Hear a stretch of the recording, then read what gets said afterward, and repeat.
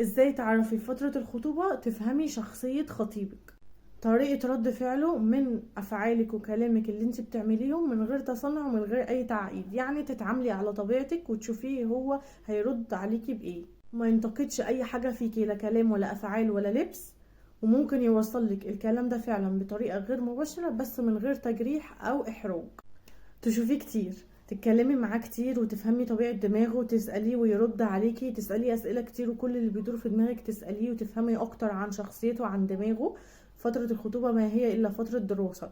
وكمان انك تخرجي معاه مثلا خروجة او خروجتين، تشوفيه هيتصرف معاكي ازاي لو انتوا بره البيت. احنا مش عايزينه مبذر يصرف كتير، وفي نفس الوقت مش عايزينه بخيل، مش عايزين انا اللي في الاخر احاسب.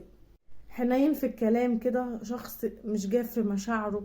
حتى لو انتوا مختلفين تقعدوا تتفقوا على رأي معين من غير خناق ومن غير زعل ومن غير كلمتي انا اللي هتمشي. لا، الجواز مشاركة وحياة، هو لازم يفهم كده من اول يوم ليكي معاه. يتكلم عن اهلك بالخير، وانت كمان هتعملي نفس النقطة دي، انك تتكلمي عن اهله بالخير. ما تحاوليش ان انت تقللي من اي حد في عيلته علشان هو ما يكونش ليه رد وحش مش عاجبك وفي الاخر تزعلوا من بعض. وفي نهاية الكلام الجميل ده كله أحب أقول لكم ما نستعجلش في الخطوبة. يا جماعة خدوا وقتكم، خدوا يعني وقتكم على قد ما تقدروا قوي. فترة الخطوبة فترة دراسة، بتفهمي دماغه وهو كمان بيفهم دماغك. فما نحاولش ان احنا نستعجل في الفترة ونتجوز على طول، ناخد وقتنا وان شاء الله الجواز هيتم.